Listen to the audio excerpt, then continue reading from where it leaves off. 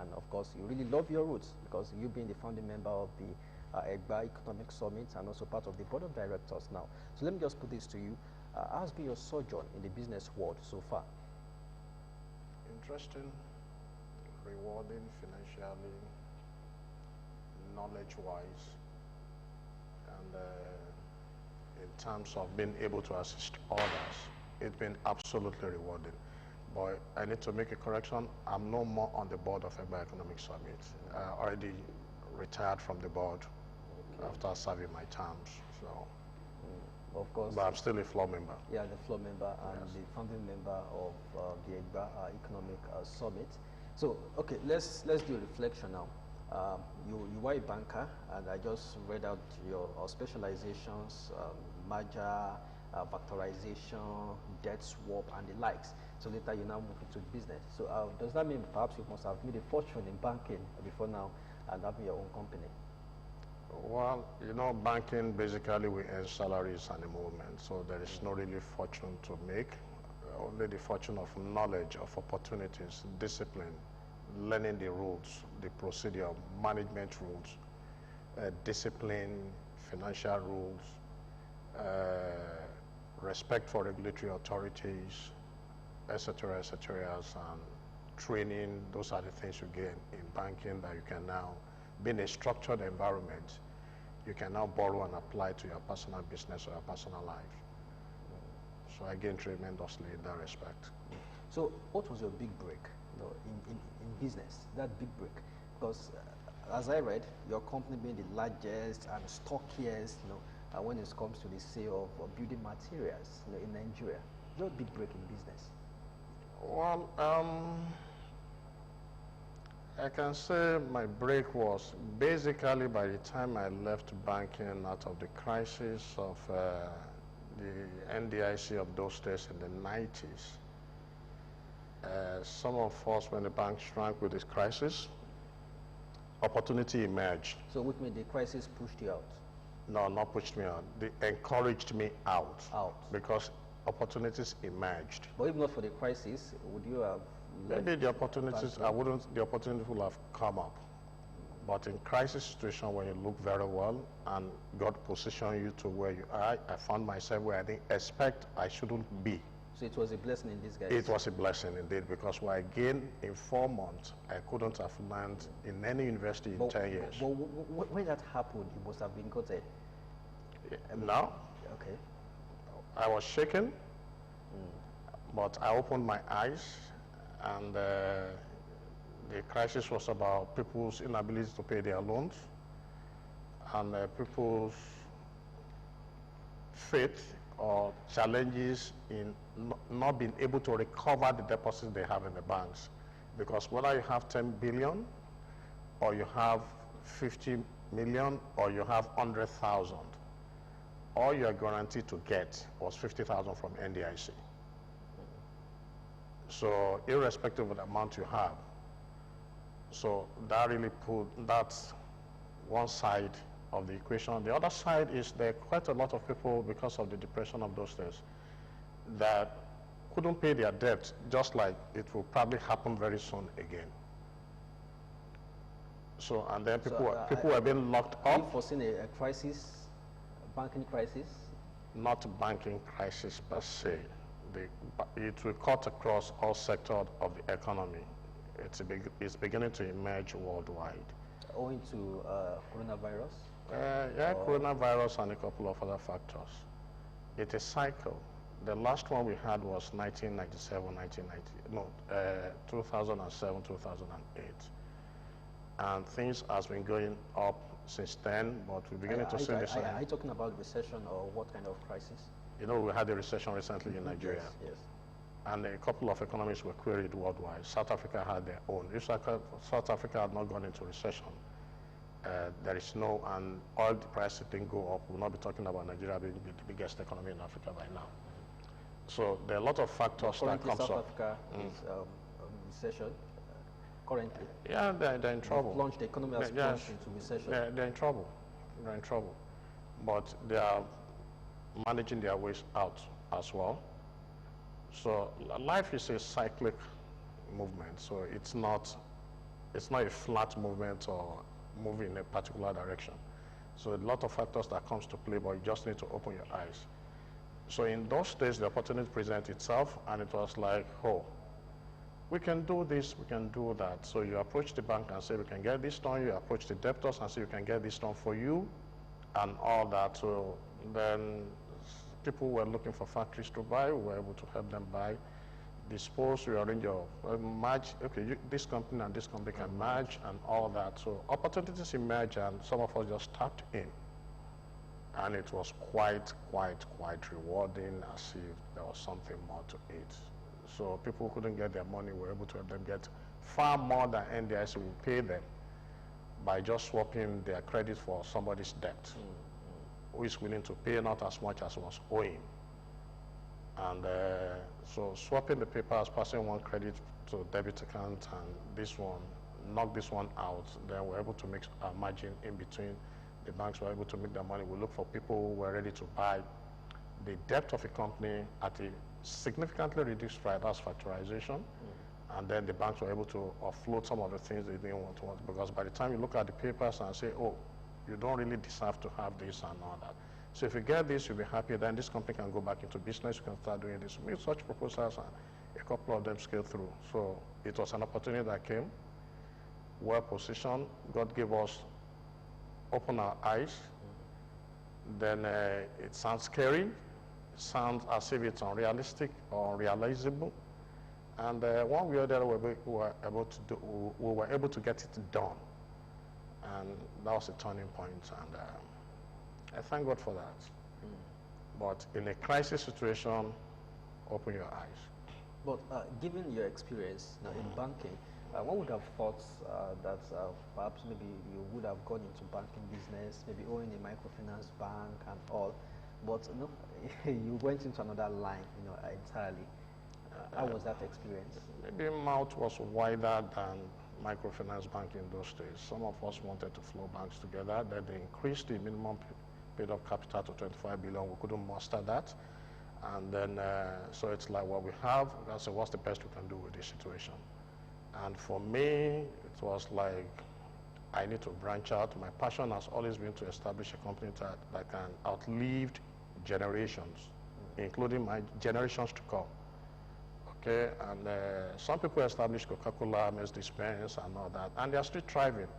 So we should be able to, you go to Walmart, Home Depot and all that. So it's like, what sector that is relevant to human existence? My father was a contractor.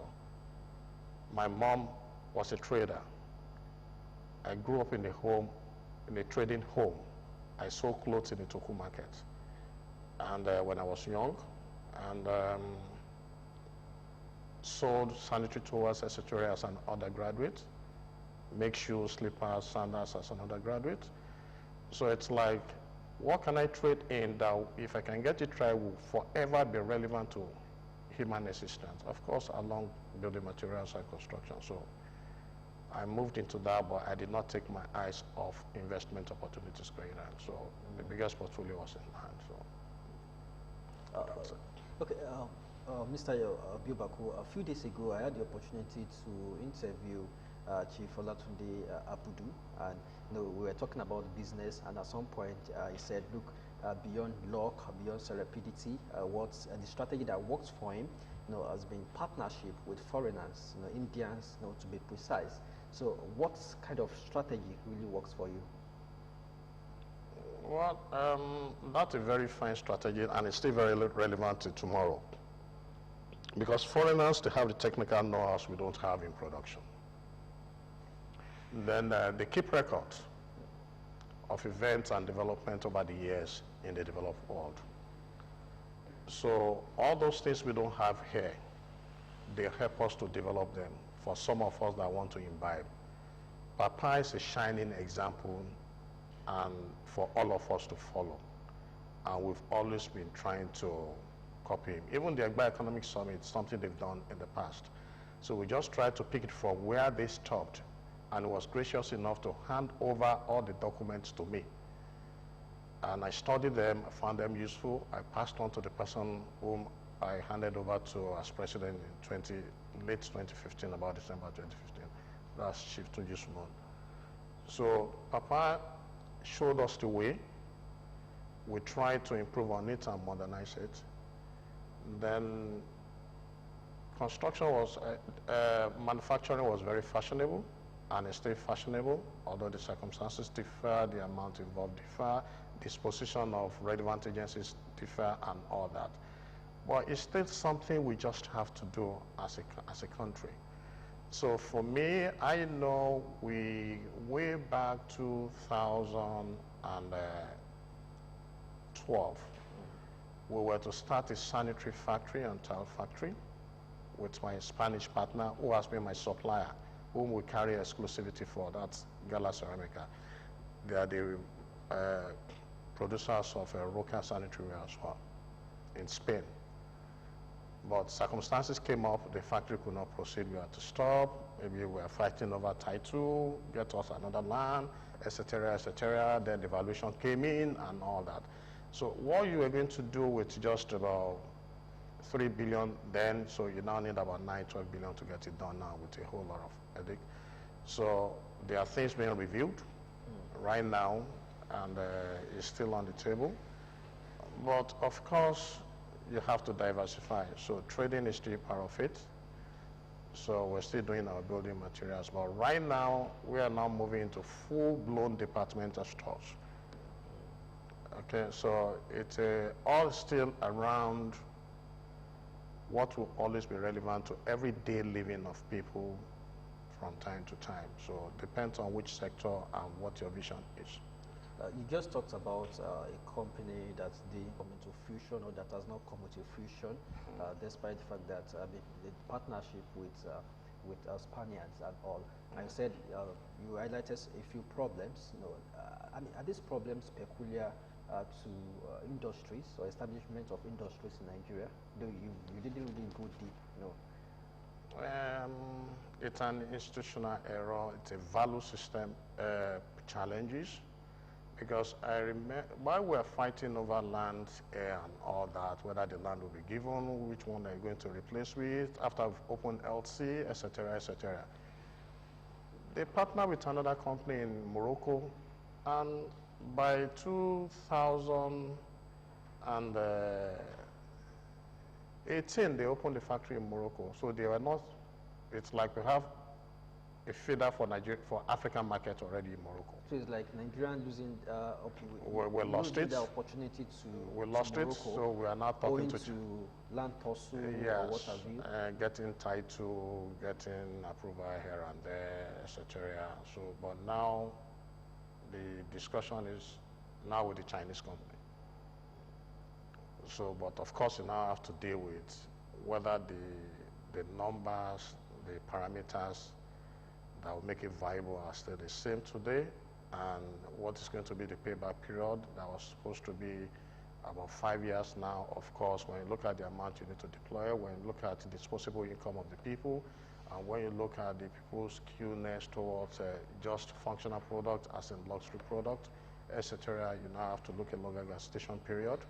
So you now have to determine whether you still want to do that, and but we're still on it. I don't give up on anything I want to do.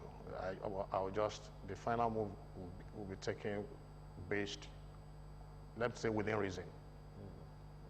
Okay, maybe let's go to ease of doing business, owing to what we just talked about now. How is it? I know the government is always interested in talking about the index, level when it comes to ease of doing business. But you are into business, what entails in business. Ease of doing business in Nigeria, how is it fared? To be blunt, we have a long way to go. But we are tougher than the challenges, and that's why we are still thriving, and we'll continue to thrive. But there is still a long, long way to go in terms of ease of doing business. Let's put it into perspectives now. You still talk like things like land acquisition, building plan approval, regulatory issues, etc. Those are even the starting point, cost of funds, etc., etc. But what those one does is, you pay, it costs you more than ordinarily you should spend in terms of money and in terms of time. So that one is there. So relative to your other investors in another client, you'll be spending far more in terms of time, in terms of money, and the energy, and the body toll, the tolls on you. But it's part of the consideration when you're setting up business. So that is given. Because the only way to get it done is for you to factor them in. But in relative terms, you could do better. Not that it's impossible. Okay? Then when you establish the business, depends on whether you're doing imported or you are manufacturing locally. So you now to determine who is going to have confidence in buying. And so the cost of marketing and developing the brand will be another factor you need to consider.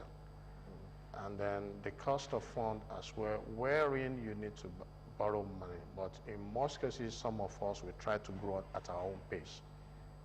Avoid as much as possible borrowing money and all that. Then when the business eventually takes off, then you now have to deal with the staff issue, the value system, the tax agencies, multiple things you need to pay that you can't justify other than compliance with regulatory rules. Otherwise, business where you don't see any value returns to you, why you should be making such payments. But for you to comply with the laws and the rules, you just have to, and all that. So you have such things you need to cope with. But when you look at the economy, you look at the population, you look at other environmental factors, all those ones energizes you to continue, because there is always room for you to survive. And so don't ever get, let me say, discouraged, because that will be like succumbing to your fears that all these challenges are there. But once there are challenges and you're able to identify them, then there should be mitigants that you need to put to make sure you overcome them and move ahead. And understand the market is very dynamic. It's not static. So you position yourself in such a way that you can adjust. And in most cases, make sure you're proactive as the market trend is changing, either in terms of taste, in terms of behaviors, and all that. Like, for instance, now, for these generations we have now of mine and people after us, if I'm to invest today, I won't invest in suit and shirt. I'll do more of this native Uban Shokoto and all that. So you just have to understand the market, and position yourself, then you'll be fine. Because at the end of the day, you are not producing for yourself. You are not buying your product. You are selling your product to make money. And for you to make money, you must be able to meet the expectation of the customers. So you need to understand the trend and the dynamics and the thinking of your customers. So that involves a lot of research. Getting to know which direction is going, who is doing what, who is selling what, who is using what are the side effects of this and all that. Then you'll be able to, you have to constantly keep reviewing and studying the market. Otherwise, before you know it, you become obsolete or outdated. You'll be out. But despite all the challenges you've highlighted, I've also had businessmen say it's highly profitable to do business in Nigeria. Even, more profitable than even developed clients, talking about maybe UK, when you have to pay a lot of taxes and all. Is that really a true picture? Yeah, that's what I'm saying. More profitable than even other clients? It's more profitable when you look at it.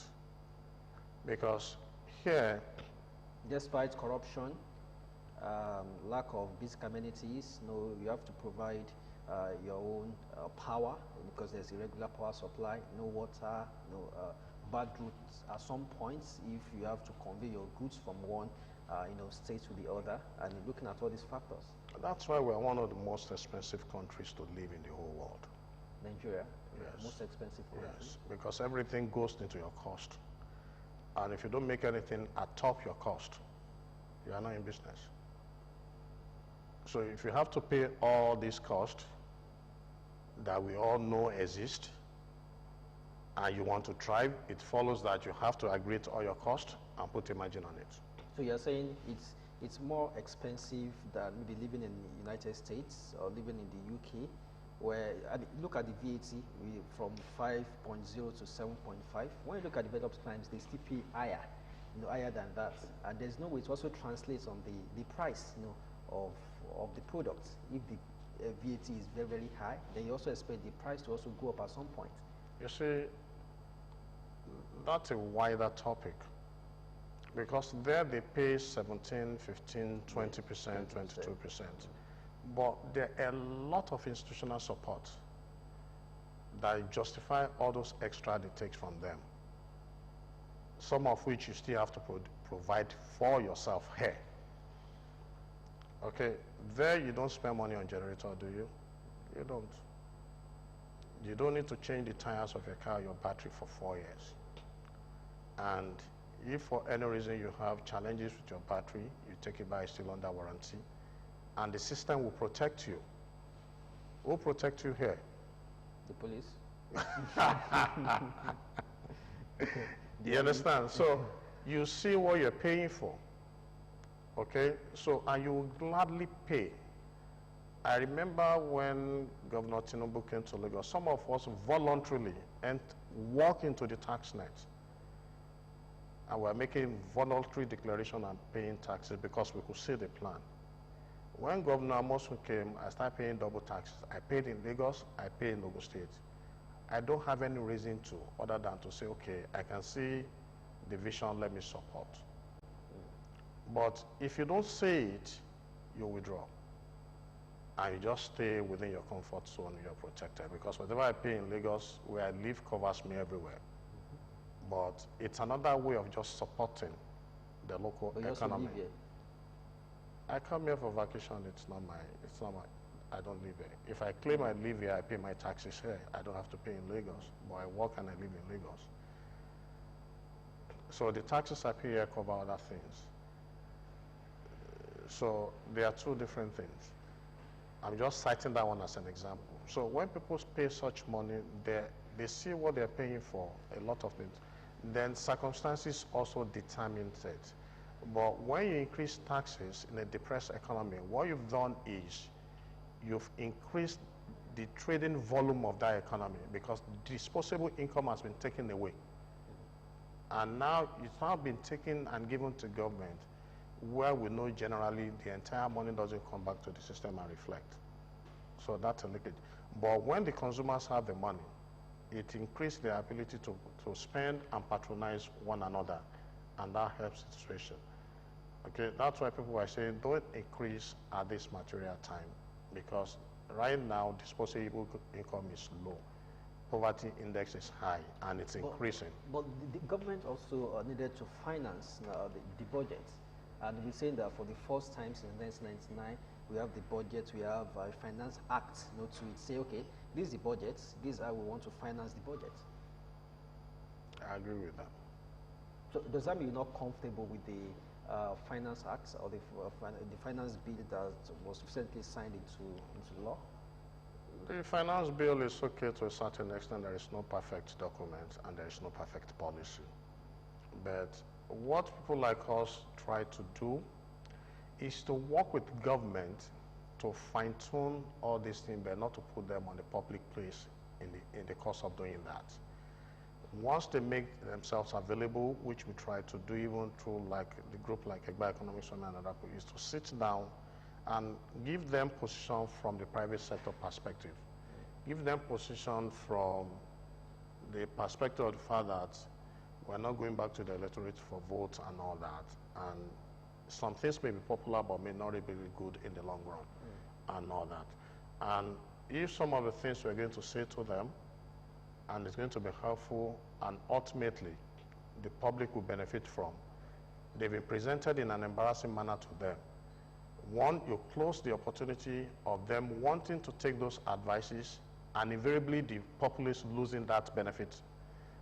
So ultimately, the interest we need to protect in whatever we say, where we say it, is about who is the ultimate customer is, the populace. Okay? So as per the document, there is no perfect document. There is no perfect policy.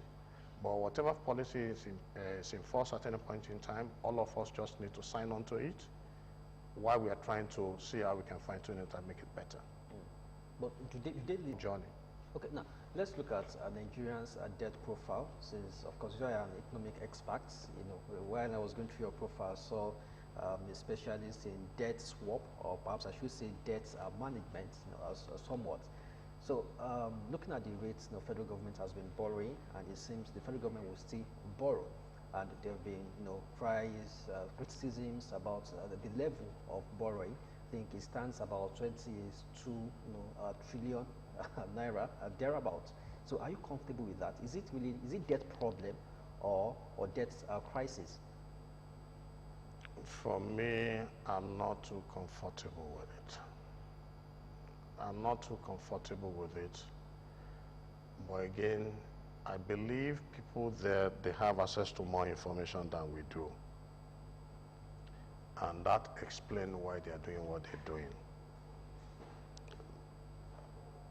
We want to see how it goes. All I can recall is when President Olusegun Obasanjo secured debt forgiveness for us, we knew the opportunities it opened up for the country. And some of the things we were unable to do as businesses and all that, the outside world relaxed a bit for us. Now, the money they're taking now, they said they're using the money for infrastructural development. Well, we have to see what's the payback period of the loan and what kind of economic activities that will be generated by the infrastructure development. How many opportunities and cash flow it will unlock that can justify, and the returns on it that can justify taxes, other economic activities that will make it easy for government to pay back over a period of time. Okay, because that's what I believe they intend to do, to unlock opportunities. But the critical evaluation will come when we start seeing in terms of value for money. In terms of infrastructure, we see relative to the amount deployed. Does it make sense? Are we spending too much? Could we have done better? What happened?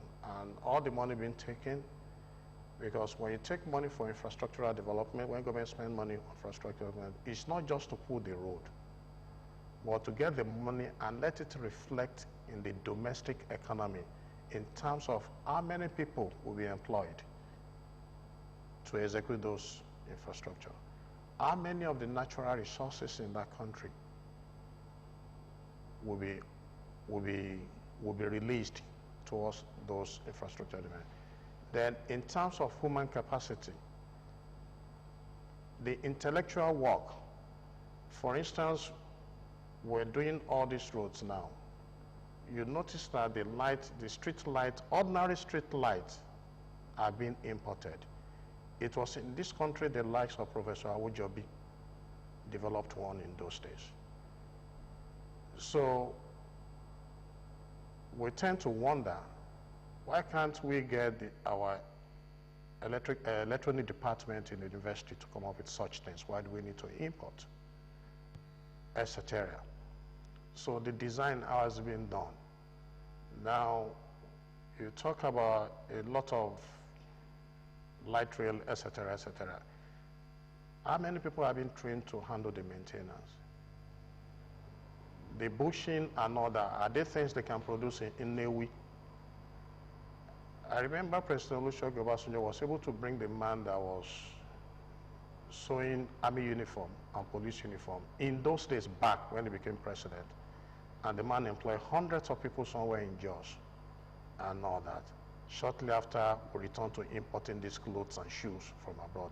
Now they've gone back to being produced, it should be produced in Naba. So when you take such money, so are they serving the purpose beyond just seeing those infrastructure? Are all those relevant economic parameters and indices that are expected to be unleashed, are they being used to tap them? Are they being put into use? For instance, we have a lot of road work during the last regime in there. How many of our welders were involved? The sawmill activities, they did expand or it shrank. The quarry people, how did they do? And all that. The trucking population, how did they perform? But if you take the money from abroad, the contractor comes from abroad, all the raw materials comes from abroad, you retain them to maintain the same infrastructure for you. You've not developed anything. What you've done is to bring their money to continue, bring their money, not even their money, you took the money in paper in exchange for physical product that will continue to generate maintenance and you continue to pay for eternity. So it depends on the way they, so that depends on the way our leaders try to apply the money. But in any economy, they will say, if you want to boost an economy, let the government pump money into infrastructure. It's not just pump money and saying the infrastructure, but indirectly putting the money to put people to work. The tailor that will sew the uniform, that will sew the clothes, that will do everything and all that. That's the essence of the money. Not the money, not that the boot, the cap and everything, the tape, everything should come from China, no. But at times, people also complain that we don't have the materials here, because you just talked about exportation of manpower. You know, when you look at our construction, at every level, you see the Lebanese, you see the Chinese, but have really developed to that extent where maybe we can also do some of these things. Yeah, we may not have developed to be able to do it absolutely, but what are we doing to transfer it? The people that are bringing in, are there clauses in their contract that says X number of Nigerians should be at this level of management, at this training institute, to be able to understudy and be able to take it over?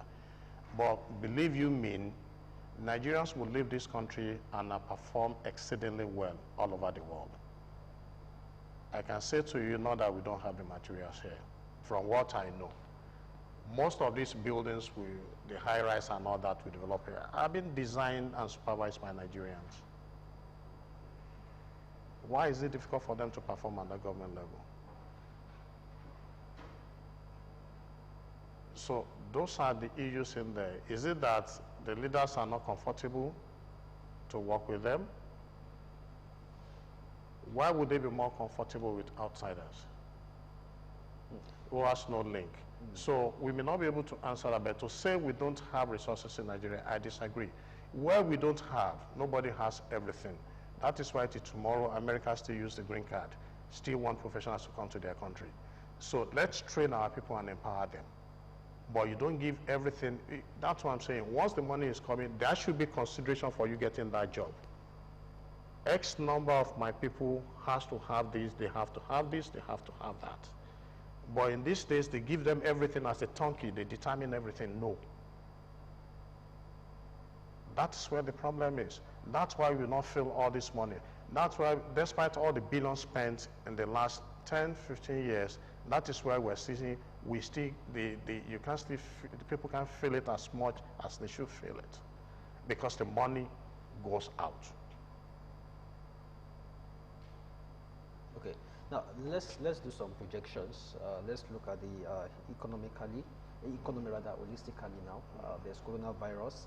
The oil prices are crashing. You know, a budget prepared with maybe about $40 per barrel. Now it's now 60 something. It's now $20 per barrel. And with the rates coronavirus is spreading, people, economic experts are saying, look, or financial experts rather, that the prices may still go down. So what would be the implication of this to our economy? They say we are the largest economy in Africa. Now, the crash in petrodollar will reveal the fallacy in the size of our economy, because the size of our economy is built around the price of dollars, not production. not internal consumption, not exchange of goods internally. It's about how much we're able to sell the petrol we send to the manufacturing countries, because we're not doing one. But the effect of coronavirus, it's a rain effect. When it rains, it affects every community underneath. It's a global community problem. Okay, but it has come to roast, it's hitting us already. I think as of 2 days ago, it was about 33 point something dollars. But it's a bad omen. What will happen is some projects will have to be suspended. Don't be surprised as seeing default in payment of salaries to government agencies and civil servants, etc., because they don't have the money. Then there could be increase in domestic borrowing that will crowd out local businesses from having access, because the more pressure you put on it, then the higher the interest rate. Could that lead to recession? Almost certainly, if it continues like that. Almost certainly. But are we really out of recession? For me, You say we're out? I don't believe we're out in real terms. In real terms. Because when your economy is growing at a rate slower than the population growth, so in real terms, you are not making progress. Okay, like as at the time, I think during Jonathan regime, I think the size of the economy was above half a trillion dollars. Now we are talking of 400 something. Is that growth? And even if you grow the economy at about 2% or 2.5 or whatever, and the population growth is above 3%, it's a game of fraction. So in real terms, that's no growth. And when you're talking in terms of money that came to the economy, but not necessarily into the people's pocket, that's not real growth as well, if it's not going to manifest in the quality of living and disposable income available to people. So now, if at the same time the implementation of the revised VAT are just taking place,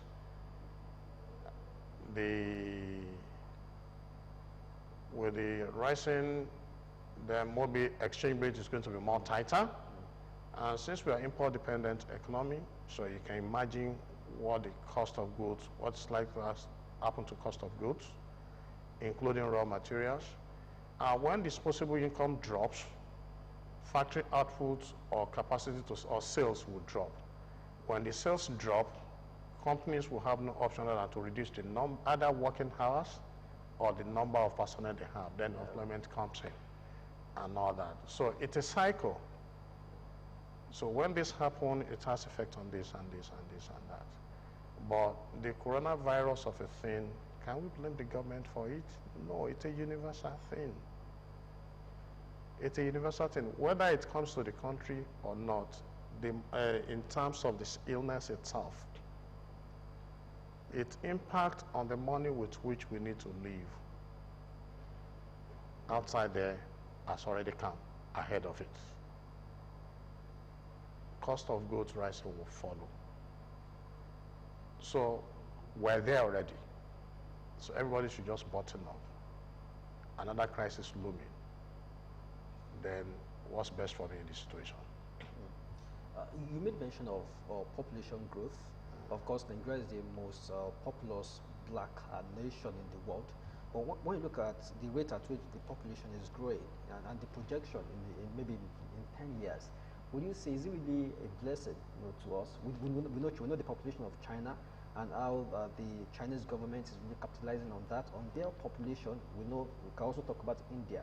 But Nigeria, population growth, is it really working for us? It's a blessing to smart businessmen. For me, I'm already thinking of what my children and my grandchildren will be selling to 400 million Nigerians in another 30 years. So that's my preoccupation now. Whether they are wretched or they are rich, the 400 would need one thing or the other. So my investment is being fine-tuned as I'm nearing retirement. What will they be selling that a sizable proportion of 400 million Nigerians will have no option other than to make contribution to them to keep alive and be comfortable? So it depends on individual approach. So if your plan is, you look at life in terms of today, or 5-year plan, or 10-year plan. For me, retirement is here. So what is left for me is retirement, then succession. So what am I handing over to them? So once I hand over to them, they are in it. So when the population double or thereabout at the rate we're going, is this something that will be relevant to, would they make sense? So I have to give them what is sensible to them. So. Okay, our time is really fast spent, but we must talk about the EGBA Economic Summit, which you have been a founding member, of that summit. What was the motivation behind this? Well, we looked at our environment, and it was like we came together, just few of us, and it was like, what can we do to help our society? Because the society has really gone down compared to when we're growing up, when we're young. We see the quality of the infrastructure of the schools, the roads, the general environment were going down. I think just few of us, led by the idea from Kehinde Sogunle, went to 3 or 4 or 5 or 6 other people. We came together, and it was like, okay, we borrow idea from Nigeria Economic Summit Group, who has managed to take over or have a greater influence of policy formulation in the Nigerian economic space. You know, it started with Paashunekon being a businessman, so he was able to facilitate that when he was the interim head of state. Proudly EGBA man. So now, the organization of Nigeria Economic Summit activities and others now, it's not necessarily by government, it's in conjunction with government, but it's being pioneered by Nigeria Economic Summit. So they do a lot of research. So it was like, instead of us individually giving our money to help this school, help that one, that if you pull the money together and put our brains together, the little here and there will give us a substantial volume that become a catalyst that we can use as to form like an intellectual bank that we can now work with the government, because government has biggest resources than any individual. And we know most of the government resources are not being properly applied, either insufficient research or no procedures and all that, and they don't have sufficient personnel. And in most cases, they consider the amount they need to pay for all those consultants, and they move away from it.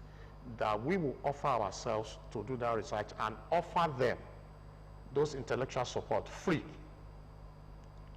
Okay, so that from local government to state government and the traditional council, so that in terms of how to manage the schools at the local government and not that, we can say, okay, in terms of education, this is what we think.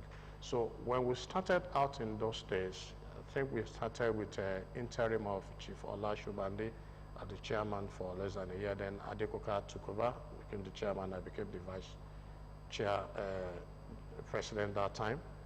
So we started by having what we call the EGBA colloquium, which was about who are we as EGBA, where are we coming from, where are we, and where we're going. So we had people like Wale Adon, Dr. Lateef Adegbite, Joko Senumi, and Engineer Adeola, who came to give us a brilliant paper and give us a clear picture of who we are. So part of the decision we took that time is anything we need to do as EGBA people, we're going to use all local resources for everything we have. The food we're going to serve has to be purely Egba. The clothing for the occasion has to be Adire. And we have people who are culturally, who have passion for culture. I think we have Donyo Ogunbi who handle most of the decoration with and all things. So we use Centenary Hall and all that. So, and then we use it was a beautiful thing that all of us cherish and all of us close to ourselves in Nigeria. So it was like whatever we do, even when we have party, we encourage people, use local materials. There is nothing special about what they have in there. It's an acquired taste to eat all these, whatever you call it, whether it's donut or scotch egg or whatever. It's acquired, we can use our natural resources. So we took that resolution. So we started then, from there, we were made to understand the population, the size of Egba in terms of numbers in the state, in terms of economic contribution and all that. Then you see, I admire our governor. You see most of the time the current governor is in Adire. Okay, like when Obasanjo first came there, he was in Adire. So people, those are people that will inspire other people to don Adire. Then that will help the local economy to move up. Okay, now from there we have this this educational summit on how to improve an economy and all that. Then from there, then quite a lot of people came and they benefited from it and all that.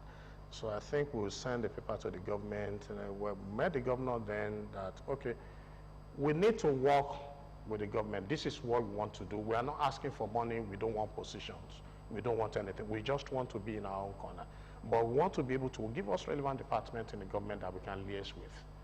So it became, okay, you people need to expand it and make sure it's an Ogun agenda, not necessarily Egba agenda and all that. So till today, all those desks that will handle organizations like us, being able to work with them, is still not yet in place. So government needs to put in place, but we need to work with them and remind them constantly to get that one done. Okay, so once we're able to achieve that, then it will be easy for us to be able to contribute meaningfully to policy formulation and implementation. So after that, I think we have small and medium scale enterprises in 2015. Well attended, even our own son deputy governor there, Limo, came to develop it and all that. So we are now then we met with the relevant organization like NASIMA, the Manufacturer Association, and they told us what their challenges are to access all those facilities. Then we try to organize like a workshop where we can break down the numbers for them. Okay? So that they'll be able to tidy up their books, improve on their knowledge and all that. Those are the kind of things where, as Egba Economic Service, that we're doing. Okay? And we're still working on. So, but it's a long process, but we believe we will get there. Now you said the summit, the government said it should promote Ogun State agenda, yes, holistically, not really Egba, agenda. Of course, Egba also will be somewhere, in it. So does that mean that maybe in future the name will change, maybe to Ogun State Economic Summit, or you will still retain that Egba, despite the fact that it's still promoting the agenda of Ogun State? You see, the whole idea is, it's a question of sectional interest we started out. Yes. But ultimately, it will be Ogun State interest. So it was like, whatever, for us to take over the management of Investors Forum in Ogun State, it cannot be Egba team that will take over Ogun State Investment Forum. It has to be an Ogun State, so it has to be like a coalition. You understand? So that one is still in its formative stage. Okay, so once we're able to get all that, it will be easy now to work with government. So it's not like anybody is on the desk. You don't, if on the PS or the director on the desk and the Ijebu man, and you now come and as a bad only, you say, my Ijebu people, what happened? You people should. So it's a natural thing. So I believe Governor Amosun was very right that if you go that way, you won't go far. But get other people along with you and all that. You understand? But ultimately, once we're able to take over the control of the management, then that will reduce the incidence of foreigners, meaning they want to come and tell us what to do. They'll be able to unleash a lot of local talent, be able to say this and all that, and get things done better. But that's what we're working on now. We're going to get there. Okay, I must say many thanks to you for coming. I nearly said chief, Mr. Ayobami Biobaku. It's been a pleasure having you on Hot Seats. So that's it on today's program. I've been talking with Mr. Ayobami Biobaku, a businessman, and we've talked a lot about the economy in the states and also the national economy and projections, about the economy. So this is how far we can go. Why not join me again next week for another scintillating edition of this program, Hot Seat. My name is Moses Ojewumi. Bye for now.